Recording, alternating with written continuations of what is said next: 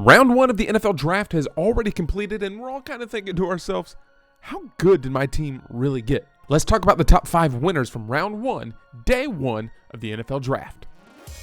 This is All Access, your home for fantasy sports talk.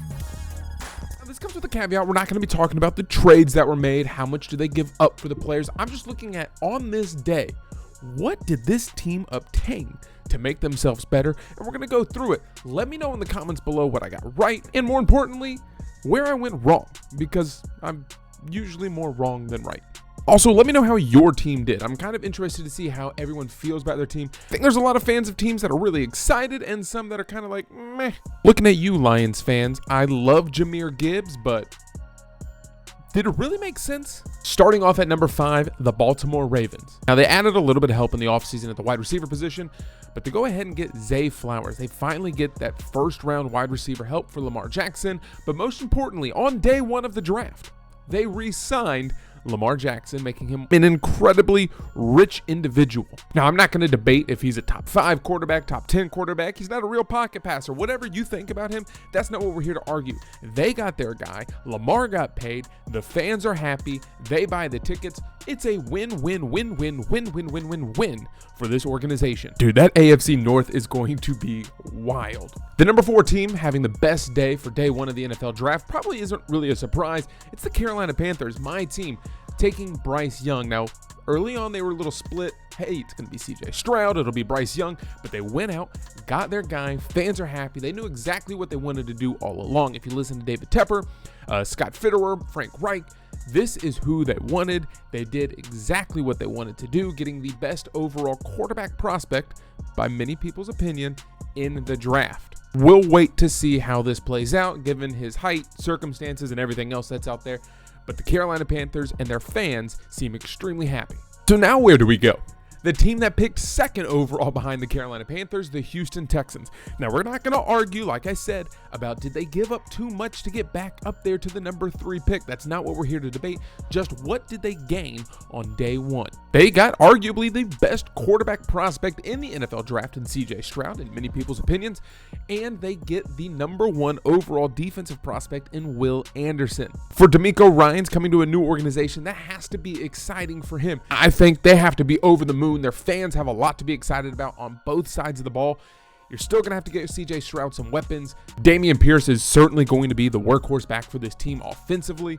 We'll see what they do in rounds 2 and 3, but so far you get a great quarterback for years and years to come, it looks like, as well as Will Anderson, a great outside edge rusher. Why are more people not talking about this? The Seattle Seahawks absolutely pimp-slapped round 1 of the NFL draft. They did the same thing last year, picking up, 6 starters that ended up playing last year in the draft. And so now you go out and get Devon Witherspoon, who's going to be a great defensive back addition to this team. It's something that they struggled mightily with. I think they were 4th in the league in 20-plus yard touchdowns. It was like 9 or 10. That's outrageous. You need someone back there that's going to make a difference. Pack him up and pair him up with Tariq Woolen. And it looks like they did that with their first pick. Then, later on in the draft, they strike again, getting a wide receiver to pair alongside DK Metcalf, Tyler Lockett. Geno Smith has to be over the moon by getting Jackson Smith-Njigba. Now, if you go and ask Garrett Wilson or Christopher Olave, who was the best wide receiver at your time at the Ohio State University? The answer is simple. It was Jackson. Go watch any interview, go watch any highlights. It was Jackson. Yes, he did have a little bit of an injury, so you didn't get to see him play much last year. But this man is an absolute star in making. It creates a whole new issue for defenses that want to double up DK or maybe double up Tyler Lockett for the deep threat. Jackson's going to be able to run free or have man-to-man coverage, and I don't know who you're going to put on him when he's in the slot. He's probably just going to run by any safety or linebacker that you put on him. Seattle Seahawks, congratulations. You absolutely crushed this draft. And coming in at number 1, and I really think they barely squeaked out Seattle. Not enough people are talking about that one, but Philadelphia Eagles. My God. You already led the league in sacks in 2022 with 70. Now you beef up that defensive line and that defensive front just a little bit more. Late in the draft, you got Nolan Smith. You grabbed Jalen Carter earlier on. They're doing an incredible job building up that defense and making it the foundation of what they're going to do for years and years to come.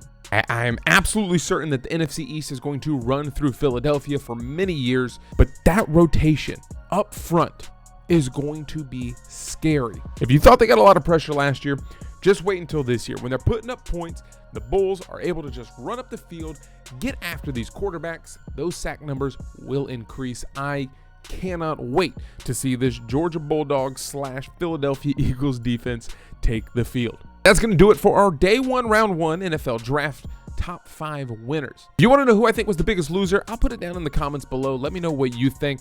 I'm looking at you, Detroit Lions, not because Jahmyr Gibbs isn't a great player, but the running back situation that you have is just a little weird. I appreciate you watching this video. We'll have more videos as the year goes on. Don't forget fantasy football right around the corner where we have more information, as well as DraftKings, daily fantasy sports, our sleepers, studs, and stacks every single week, giving you players that you need to highlight for your daily fantasy sports. I appreciate you watching. I'll catch you next time.